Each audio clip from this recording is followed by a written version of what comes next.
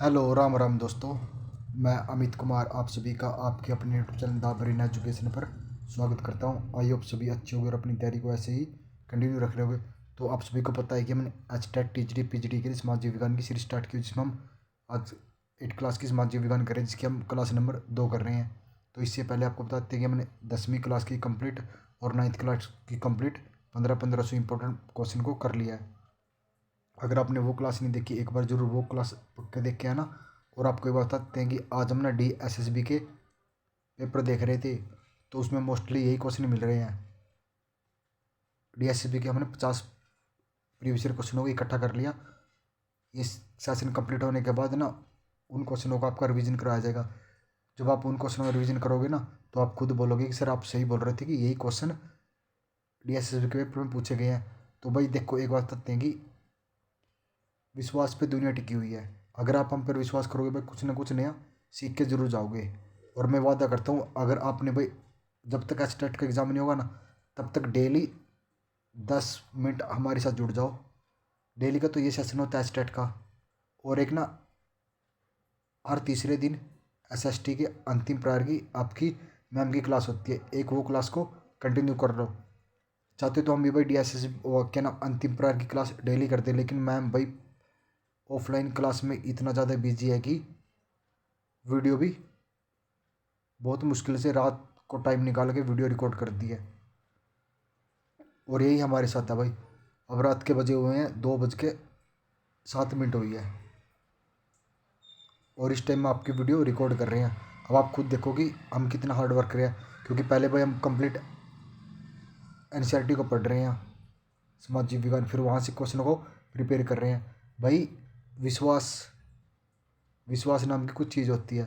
अगर आपने हम पर विश्वास कर लिया भाई, आपके विश्वास पर हम खरे उतरेंगे। जिस दिन एग्ज़ाम दे के आओगे ना, खुद बोलोगे हाँ सर हमने कहीं से कुछ पढ़ा है। तो चलो स्टार्ट करते हैं अपनी क्लास की। भारत के अंतिम वायसराय कौन थे? तो भारत के अंतिम वायसराय कौन थे? लॉर्ड माउंटबेटन थे। कौन? लॉर्ड माउंटबेटन भारत के अंतिम वायसराय थे। मील ने क्या सुझाव दिया था कि ताकि भारतीय को ज्ञान और सुखी जीवन प्रदान किया जाए? तो मील ने क्या सुझाव दिया था कि भारतीय को ज्ञान और सुखी जीवन प्रदान किया जाए? सारे भूभाग पर कब्जा। क्या था? सारे भूभाग पर कब्जा। आपका नेक्स्ट क्वेश्चन, भारतीय राष्ट्रीय अभिलेखागार कब बनाया गया? तो भारतीय राष्ट्रीय अभिलेखागार कब बनाया गया था? 1920 में बनाया गया था। कब? 1920 में। ये तो मोस्ट इंपॉर्टेंट क्वेश्चन है भाई। ये तो SSC HSC वगैरह में भी पूछा गया क्वेश्चन है कि भारतीय राष्ट्रीय अभिलेखागार 1920 में बनाया गया था। भारत में पहली क्रांति कब हुई? तो भारत में पहली क्रांति कब हुई थी? 1857 में। कब? 1857 में। इसकी शुरुआत कहाँ से हुई थी? मेरठ से हुई थी। कहाँ से? मेरठ से हुई थी। महान विक्टोरिया के तीसरे पुत्र का नाम क्या था? तो महान विक्टोरिया के तीसरे पुत्र का क्या नाम था? आर्थर था। क्या नाम था? आर्थर।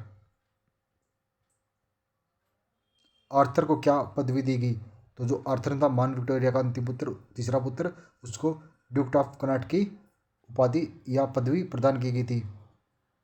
वारेन हेस्टिंग प्रथम गवर्नर जनरल कब बने? तो वारेन हेस्टिंग प्रथम गवर्नर जनरल कब बने थे? 1873 में। भारत के प्रथम गवर्नर जनरल कौन था? वारेन हेस्टिंग बने थे। ब्रिटिश सत्ता का प्रतीक किसको कहा जाता है? तो ब्रिटिश सत्ता का प्रतीक किसको कहा जाता है? ब्रिटेनियो को कहा जाता है। भारतीय ब्राह्मण भारतीय ब्राह्मण ने इंग्लैंड की विक्टोरिया को शास्त्र भेंट कब दिया था? तो भारतीय ब्राह्मण ने कब दिया था भेंट? 1782 में दिया था। शास्त्र भेंट किसको कहा जाता है? तो शास्त्र भेंट किसको कहा जाता है? प्राचीन पवित्र ग्रंथों का भेंट करना, उसे शास्त्र भेंट कहा जाता है। लिप्टन चाय का विज्ञापन कब तैयार किया गया? तो लिप्टन चाय का विज्ञापन विज्ञापन 1952 में, सॉरी 1952 में किया गया था। लिप्टन चाय का विज्ञापन 1952 में, सॉरी 1952 नहीं रहे यार, 1952 ही निकल रहा है। लिप्टन चाय का विज्ञापन कब किया गया था? 1922 में। कब? 1922 में किया गया था। निम्न में से गवर्नर के पद पर कौन नहीं थे? तो इनमें से गवर्नर के पद पर कौन नहीं थे? तो हेस्टिंग भी थे, रिपन भी थे, और विलियम बेंटिक भी थे, लेकिन रिनेल गवर्नर के पद पर नहीं थे। अंग्रेजों की मदद के बिना हिंदुस्तान प्रगति नहीं कर सकता, किसी ने कहा था? तो अंग्रेजों की मदद के बिना हिंदुस्तान प्रगति नहीं कर सकता, ये जेम्स मिल ने कहा था। किसी ने? जेम्स मिल ने कहा था। जब एक देश एक देश दूसरे देश की नकल करके अपना में बदलाव लाता है उसे क्या कहते हैं? जब एक कोई भी देश है, जैसे पाकिस्तान को लगा लो, पाकिस्तान अब भारत की नकल करके अब खुद को बदलाव लाने की कोशिश कर रहा था, उसे औपनिवेशिक देश कहा जाता है। महत्वपूर्ण दस्तावेजों को बचाकर रखने की जगह को क्या कहते हैं? तो जहाँ पर महत्वपूर्ण दस्तावेज रखे जाते हैं ना बचाकर, उसे अभिलेखागार कहा जाता है। पश्चिमी संसार में आधुनिक काल की विशेषता कौन मानी जाती थी? तो पश्चिम काल में विज्ञान का विकास, तर्क का युग, लोकतंत्र तथा मुक्ति का युग कहा जाता है। किस किस को कहा जाता है? तो विज्ञान का विकास, तर्क का युग, लोकतंत्र अथवा मुक्ति का युग, उपरोक्त सभी को आधुनिक काल की विशेषता या पश्चिम संसार में आधुनिक काल की विशेषता कहा जाता है। अंग्रेजों के अनुसार शासन चलाने के लिए महत्वपूर्ण क्या था? तो अंग्रेजों के अनुसार शासन चलाने के सबसे महत्वपूर्ण क्या था? सर्वेक्षण था। क्या था? सर्वेक्षण सबसे महत्वपूर्ण था। तो धन्यवाद दोस्तों, आप सभी ने कमेंट करके बताना कि आपको दूसरी क्लास कैसी लगी।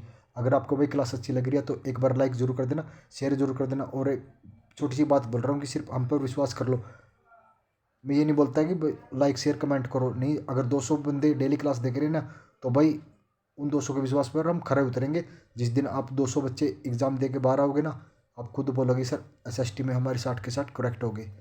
और जिस दिन पेपर आएगा ना, सोल्यूशन करवाएंगे, हर क्वेश्चन का स्क्रीनशॉट लगा दिएगा, इस क्लास से इतने क्वेश्चन आए, 60 के 60 क्वेश्चन को दिखा देंगे कहाँ से कितने क्वेश्चन आए हैं।